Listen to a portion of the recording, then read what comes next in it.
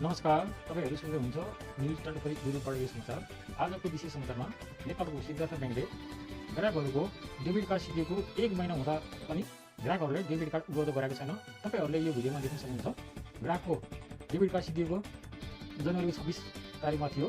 वास्तवमा ब्याङ्कले हरेक ग्राहकलाई यो 26 तारिख भन्दा अगाडि नै ग्राहकको हात पर्ने गरेर ग्राहकको ठेगानामा वा ग्राहकले खाता खोलेको ब्रान्चमा यो डेबिट कार्ड वा क्रेडिट कार्ड पठाइसक्नु पर्ने थियो। तर ब्याङ्कले यो ठुलो भुल गरेको छ।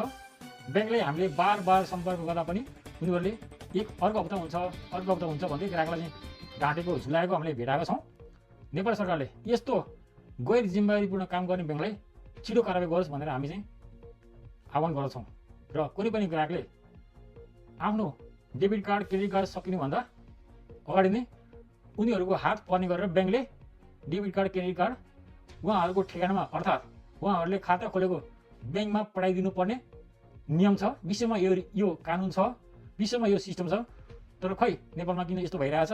ग्राहकले महिनौँ दिनसम्म पनि आफ्नो क्रेडिट कार्ड कुरेर बसेको छ।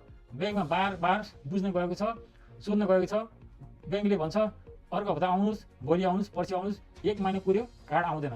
पीडितहरूको आधारमा यो पालिएको यो रिपोर्ट हामीले आज यो प्रसारण गरेका छौँ। र नेपाल सरकारले छिटै नै यसप्रति ध्यान जाओस् र हरेक ब्याङ्कले यो समाचारबाट यो सिकोस् कि कुनै पनि ग्राहकलाई उनीहरूको डेबिट कार्ड क्रेडिट कार्ड सिद्धिनुभन्दा पहिले उनीहरूको घरको ठेगाना वा उनीहरूले ब्याङ्कको खाता खोलेको शाखामा उनीहरूको क्रेडिट कार्ड डेबिट कार्ड पठाउन अनिवार्य छ।